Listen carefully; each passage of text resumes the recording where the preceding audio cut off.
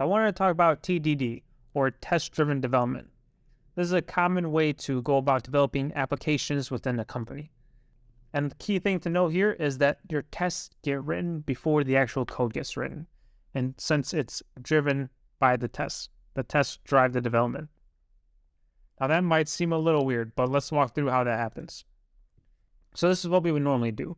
We'd first write a function like adding a to-do, and in this case, we're adding a to-do to the end of the array.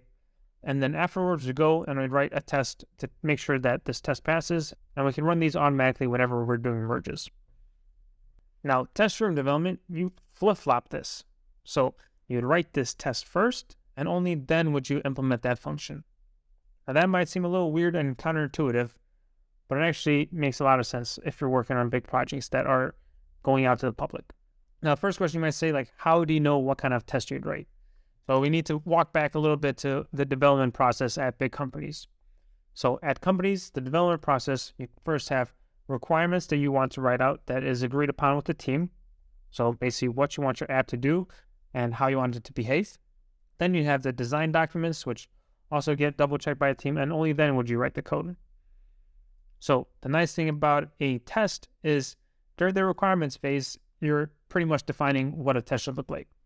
So this might not be exactly how requirements are written at your company or at whatever company you end up working at, but this is just a sample requirement. Let's say we want to add a to-do to our to-do state and add it at the end of the array. So our test is defined right there. So we have our to-do state that we defined here. We want to add a to-do, so we want a function that says add to-do, and you want it to be added at the end of the array, so the last item, which we can test for whether that actually happens using this last line. Now, as you get more comfortable writing tests, and if you do test-driven development for a while, you'll see writing the tests to match the requirement becomes not too difficult because you're mostly just writing out the requirement with code. So I bring that back to what we did is you write out that test and then you implement the actual function.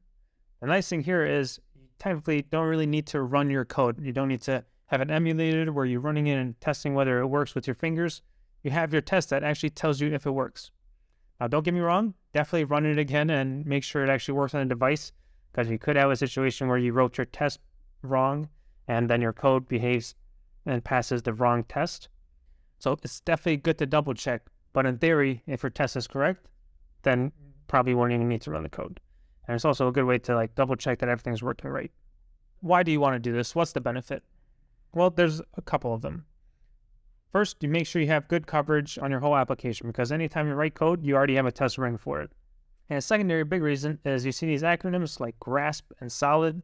These are coding design patterns.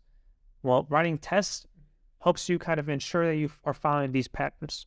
So just a couple of them are like having a single responsibility. So this one function right here, add a to-do, only does one thing and one thing only, and that's to add a to-do to our application.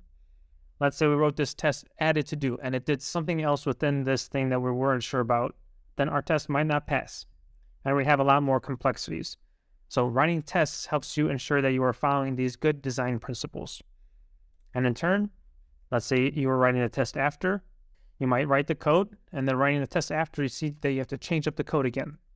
And so writing the test first could, in theory, save you some time writing the code and making sure that your code is written well. Now, personally, for side projects that I'm working on for fun, I definitely don't do test-driven development, and sometimes I don't even write tests themselves. But at a company, if it's definitely seeming beneficial and make sure that you have good test coverage and might even make development faster.